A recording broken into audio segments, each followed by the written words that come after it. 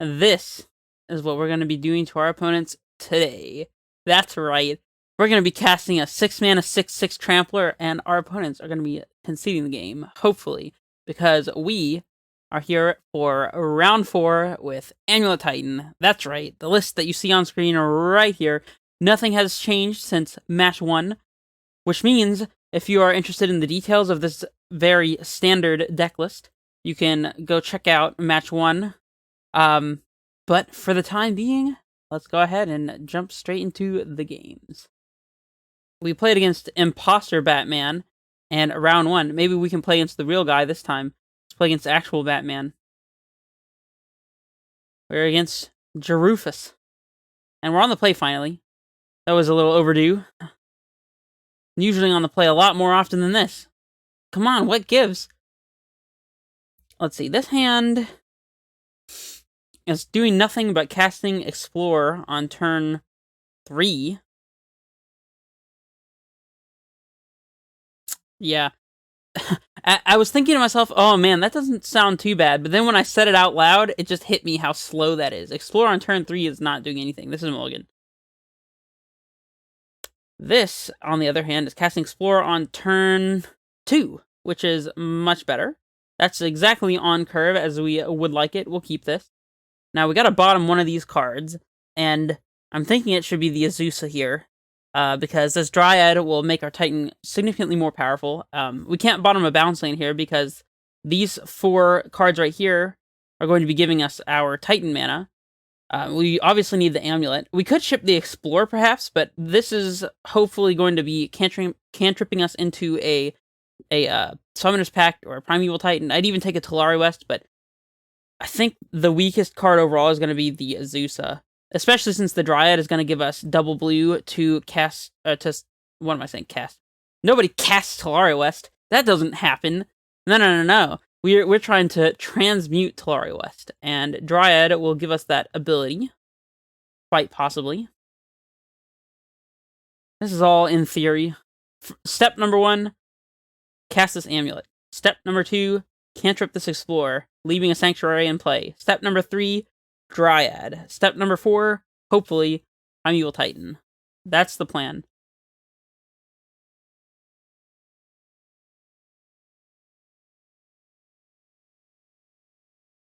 We actually could have a turn 3 Titan here without Dryad if... Oh, well, our Amulet is going to be taken from us very rudely. That's a shame. I was going to say, it no longer applies, but if we were able to play this Amulet out into Selesnya Sanctuary Explorer, then we could pick up the Garenbrig, put it back into play, and then have a Sanctuary for the upcoming turn to potentially cast Primeval Titan. Alright, untapped green source is fantastic in my eyes. Now we get to cast this Explorer on time anyways. You know that that's all I'm about, is casting some timely Explorers in this deck. I like to draw the cards, all the cards. We'll pick up this Garenbrig, and we'll pass it back. So we might still have a turn 4 Titan here. And this is why Explorer is so good against these, like, Thoughtseize type decks, is like, Mutavault? What? What? Okay, that's not at all what I expected. This immediately puts me on 8 rack. I feel like they're playing the Shrieking Affliction and the rack. I don't even know if they play 8 racks anymore. Sometimes they play Davriel, sometimes I think there's another new card that does something similar. So definitely thinking about that. That being the case, there's absolutely no way I'm playing this Arboreal Grazer. That said, I might go ahead and play Engineered Explosives preemptively on 1, so that we can blow up the rack. How are we dealing with a Liliana of the Veil? That is a question that needs to be answered. We can play the Sanctuary out and pick up this Breeding Pool, and then if they do have a Liliana of the Veil, we can just slam a Titan, which I don't hate. I think... Well, the other thing that we could do is plan to play Explosives on 3 to be able to blow up Bridge or Liliana. But to do that, we would have to hold it in our hand and expose it to a potential Inquisition or something, which they have not yet casted. You know what, actually? The thing that's making more sense to me right now is they might be playing Fairies with a really bad draw, because that would explain the Mutavault, and that would explain them passing on 2 mana here. If they were the rack, they would almost certainly be playing a discard spell here. They could also be stuck on multiple, like, smallpoxes or something as well. That would not be fantastic. We could play Grazer into Sanctuary here so that we have something to sacrifice if they do have smallpox. This also lets us play around Liliana the Veil. They could have Liliana even if they're on fairies. So I said I was going to hold this Arboreal Grazer, but now I'm giving it proper thought. I don't think that's going to be correct. Eliminate. Okay. Could still be fairies.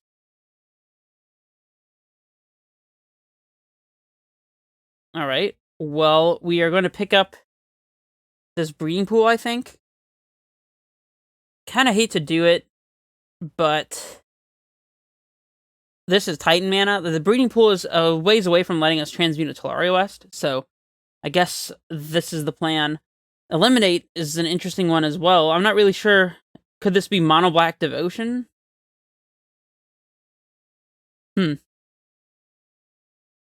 could be a Liliana of the Veil. And it is. We're going to pitch the... Oh, man. That's really annoying, actually, because our breeding pool was going to be our third color of mana to deal with Liliana of the Veil. Weird. I guess we're pitching explosives here. The breeding pool lets us get one closer to activating Field of the Dead, so we can get triggers. Engineered explosives not seeming to be too helpful here. Okay, well, we just need the top deck of Titan and we'll be good. But barring that, we are looking in bad position here. We do have our Grazer to protect against a Liliana minus. Okay, so this is the rack. They just passed on turn 2 to hold up Eliminate, I guess. Okay. I'm not really sure that I identified Eliminate as a card that 8-rack would play. They're making us sacrifice the Grazer. I guess they want to clock us with this Mutavault, huh? Alright, deck. Produce one Primeval Titan right off the top, please. We can even use it to get several bounce lands here, so that we end up not taking damage from these Shrieking Afflictions. Explore. Alright, let's, we'll cast that one. Titan. That's not Titan. That's a Bajuka Bog. Well... I guess we can't really afford to play anything. We're gonna have to pitch one of these to Liliana anyways, but... This puts us one turn away from having more than... Is it one card in hand? One or fewer, yeah. So, they have to... Uh-oh, that's a bridge. They have to... If we end up drawing another card this upcoming turn and passing, then... Now, we're kind of locked into taking 3 damage from this every turn. No, not you, Tolaria West. Okay, well, that's it. Maybe we should have played out the explosives on one. I don't really know. That was just kind of awkward. It was a weird situation. Alright, we want the second explosives, obviously, and Force of Vigor is nice. Bailoff is going to be insane. Beast Within, not sure. They could be playing Ashiok, actually. I don't know if they do. I'll try it. Reclamation Sage, obviously great. Tireless Tracker, obviously great. Dismembers, probably not necessary. Sometimes they bring in this weird 2-mana creature that lets them, like, draw extra cards if their opponent has no cards in hand or something like that. I don't remember exactly what it does. I never paid a lot of attention to it because it never really mattered in my eyes, but they do play it. Grazer's going to be actively bad here, just emptying our hand. Stirrings helps find explosives and stuff, so that's fine. Pact of Negation is going to be bad, since they can just strip it from our hand, and it's not a real threat. Bajuka Bog is relevant against Raven's Crime. And the Dredgeland, they have Dakmor Salvage. What else here? What else?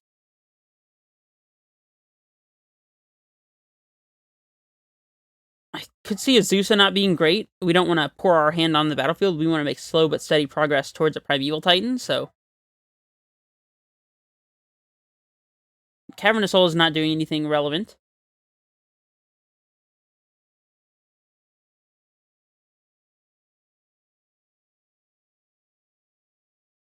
We could also very easily be playing against Surgical Extraction, which would be kind of a problem.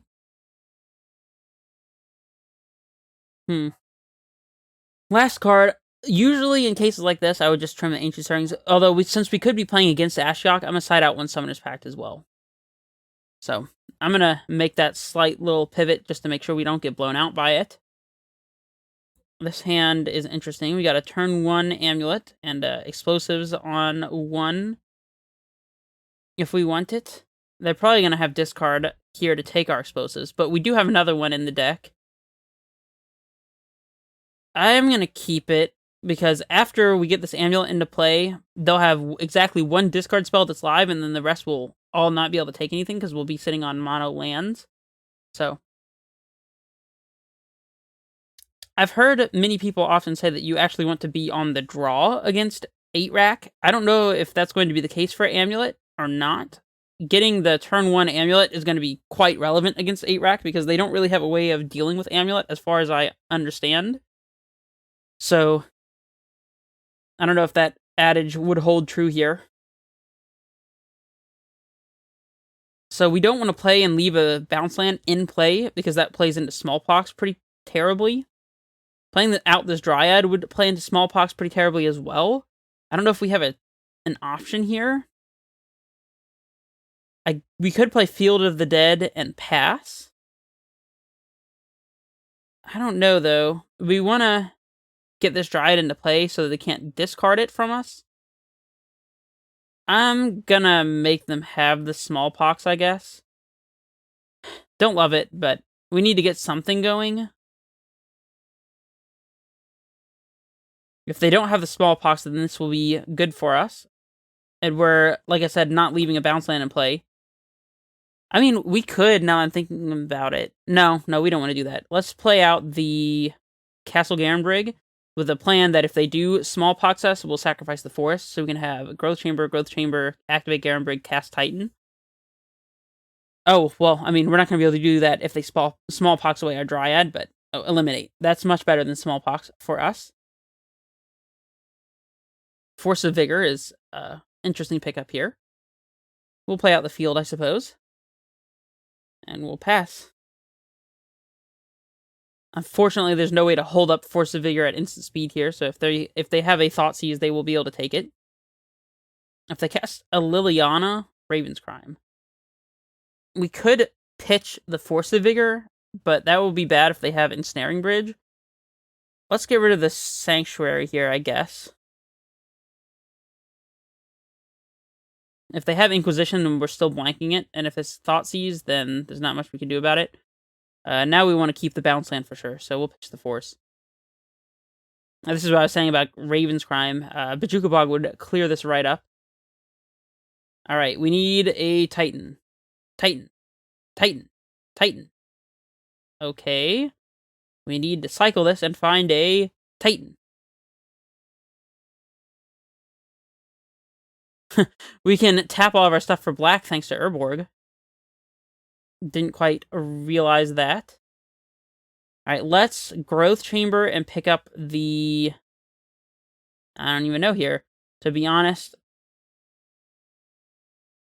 I guess we're picking up the Field of the Dead.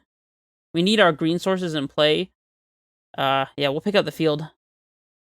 And pass. Again, if they cast a Smallpox on our board, we'll just sacrifice the forest. But we want to have 2 cards in hand for this Rack trigger, or a possible Shrieking Affliction. Yeah, I don't know. Maybe it would have been right to play out the Sunhome just so we could sacrifice the Sunhome to a Smallpox. Well, we're gonna pitch the Sunhome here. They're out of cards. We'll be taking 2 from the Rack, but if we draw a Titan, we are basically just winning. There we go. That's Titan. Alright, so what can we set up here, obviously, other than just attacking for a bunch of damage?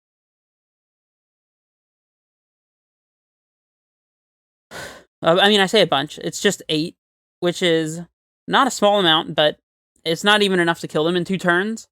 We could... I mean, we're obviously attacking here, so let's do this. Garrison and Stronghold.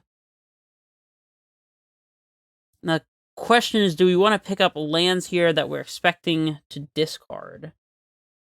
I think we do. Usually it would be good form to keep a bounce land in hand. We might still be able to accomplish that, but... yeah, let's pick up the forest here. And we'll swing at them. We definitely want to get a Tolari West here, I think. Let's go Simic Growth Chamber and Tolaria West, and then we'll pick up the tapped Simic Growth Chamber. Although now if they top deck Liliana the Veil, this is kind of awkward, so... Actually, let's pick up the Boros Garrison. Yeah, it might have been better to get a non-Simic Growth Chamber land. I was thinking about just picking up the Simic Growth Chamber we found, but I realized there's no reason to do that. It would have been strictly better to get any other green bounce land that wasn't Simic Growth Chambers, like a Sanctuary or a Gruul Turf. That way we would be able to trigger Field here. Definitely discarding the Forest. Luckily, all they drew was a Raven's Crime, so I think they're needing a lot of help. Yeah, they go ahead and scoop it up. Our Sun Home was in the graveyard, so I don't know if we could have actually, like, straight up killed them that turn. I guess we play our bounce land and transmute for a Dryad and then go off with Valakut. So they probably were dead that turn. Okay, so do we want to make any changes? Obviously, Dismembers are bad. Is Beast Within, the third one, going to be worth it? Not sure. If they do get a Liliana in play, then the Beast Within will be good. Otherwise, it's not that great. We could hit a land, maybe, and that's not the worst. Especially if that land is like an Urborg, although you don't really want to hit an Urborg, because that would unlock a extra Urborg if they happen to top deck the second one. I don't know if there's anything we want to cut here, though. The weakest card, I think, so far is Stirrings, but I think the ceiling on Stirrings is higher than the ceiling on Beast Within, so I'm going to run it back. I have not played against 8-Rack before with this deck, so this is an interesting first matchup. I'm used to playing Esper Control with a bunch of I'm sorry, I'm distracted by the hand here. With a bunch of Think Twices, where you can just pitch them and then flash them back, and it's no big deal. This hand seems excellent against them, by the way, so we're definitely keeping that. Hopefully they lead on Raven's Crime. They chose not to play first. Interesting. I think we play out the Radiant Fountain on 1, just so that if we do top deck a bounce land, we can get value by picking it up. There's no reason to show them the Bog off the bat, although I'm sure they'll see it with a discard spell. Yeah, we'll play out this Fountain, and we'll pass it back to them. There's very little downside to bogging here. If they do happen to just Raven's Crime on 1, not only will we get to put a Baloth into play, we'll also be able to bog away their Raven's Crime, so that's something that I am into. Amulet. Nah, I guess we're holding that one. Much more important to get this Explorer out there, I think. We probably do want to cast the Bog as well, so we can play Tracker and then back it up with an immediate land drop, if we happen to draw a land, that is. They didn't do anything on turn 1, which I find quite unusual. Damping Sphere. Joke's on you, opponent. All of our lands tap for 1. Alright, so we have land to back up our Tracker here, so I'm going to go ahead and play out Tracker and get our land drop immediately. Cards are way more important than being on the board, I would say, in this matchup, so... I mean, this plays into a Liliana pretty bad if they have Liliana, but we still get a card out of the deal anyways, so... Now we'd love to draw a bounce land. Maybe not entirely, but... We can play Explosives on 2 if we really want to. Let's play out the Amulet. Explosives on 2. Explosives on 3 would be alright against the Liliana, but I expect them to uptick, and then we get to put this Baloth into play and just kill the Liliana, so that's not really a consideration of mine. We could crack the Clue and pass. That seems kind of insane, though, when we can jam a Dryad here, so I'm going to jam the Dryad. Is it worth it to hold up the Garenbrig? Oh, wait, we have to pay 1 extra for this Dryad. Here we go. Well, we're still playing it, I think. Yep. And we'll pass it back.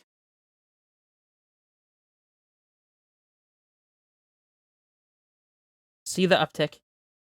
I'll discard this bad boy. Smallpox. That kind of sucks. We will pitch the Baloth. Do we give him that information? I don't think we do. Let's pitch the Explosives, because I want them to uptick this Lily. If we put a Baloth into play, they might do nothing, and I want to get the card out of their hand, interestingly enough. Let's pitch the Explosives. Have to sack the Dryad. That's a shame. And the land we're sacrificing is this Radiant Fountain, sadly for us. Uptick. There we go. Because now they're discarding a card, but we're getting a Baloth into play. This also gives them less information. Man, they discarded Smallpox. There's absolutely no way they would have done that if I had discarded the Baloth to the first Smallpox. That was insane. Okay, so let's clock this Liliana first things first. There we go. Get that right out of here. Oh no, they're gonna push it. Or eliminate. Ooh, Mutavault. Oh, they're getting a land. They're losing a land here, so that probably means they have a swamp or something in hand, but do we play the Dryad or do we crack a clue? I think we play the Dryad, because then when they uptick or they're not going to uptick. They're going to minus the Liliana for sure, but either way, if they wanted to uptick and get the card out of our hand, now they have no option. We're forcing them to minus basically here, which is better than giving them the option between minusing or upticking. And draw with Silent Clearing. I do not mind to see that at all. Yep, so now we have to choose, do we want the Baloth or the Dryad? The Dryad lets us transmute engineered explosives. I don't know if that really benefits us that much, though. I think the clock of the Baloth might be a bit better. Plus, I mean, they can't really kill either. They can't really kill either with a Fatal Push unless they have a fetch land. So neither of them is better in that regard. The Dryad is turning on our Valakut, though, and letting us get value out of our bounce lands by playing both lands immediately, which might not be a good thing if they have a rack effect. I think it's going to be better to race a rack with Baloth, though. Our opponent, by the way, said, was not expecting the Baloth. I'm going to tell him, yep, I held that one for the Liliana to uptick.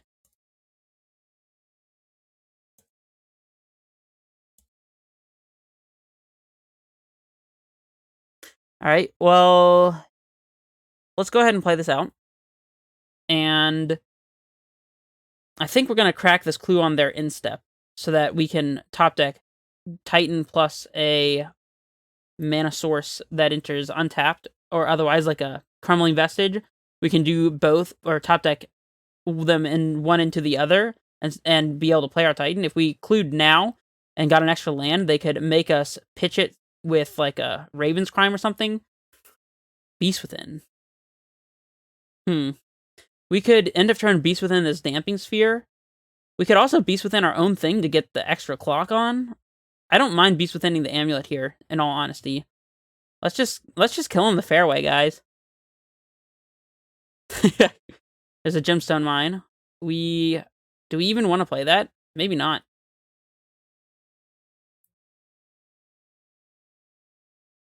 I guess we do, so that we can play a Titan if we top deck it. Alright, there goes our Gemstone Mine. And now we pass.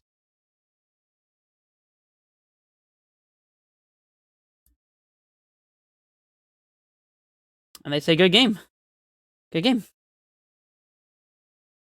Alright, we win the match. So we are 3-1 here after the unfortunate round 1 start against a deck that I would usually say is a good matchup. That was Boggles, in case you have not yet seen the video. I'm sure you can navigate to it with somewhat ease.